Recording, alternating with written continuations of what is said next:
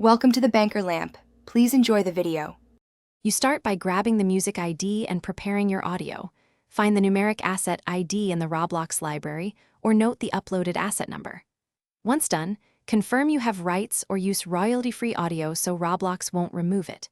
Next, open Roblox Studio and navigate to Toolbox Audio or use the Create Library Upload flow to add your file. Follow prompts to set name, description, and genre. Then wait for processing before using the ID in your place. You now place the audio in your game by adding a sound object to Workspace, a part, or a GUI element depending on where it should emit. Then set sound.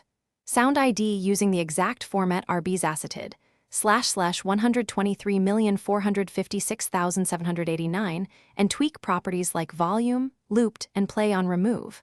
Once done, connect behavior to scripts, use play, stop, and adjust pitch to control timing and feel. Make sure to use event to finish, implement advanced sync and optimizations so the music behaves well in play. Use remote events to send a play command or start timestamp from the server so clients begin the same moment. Alternatively, use local cues for ambience. Make sure to limit long uncompressed files and use fade in /out to mask load delays and reduce CPU.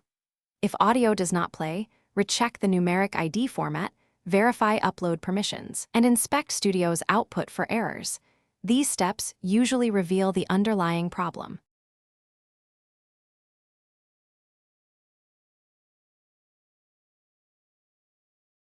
Thanks for watching. If this was helpful, leave a like and consider subscribing. See you next time.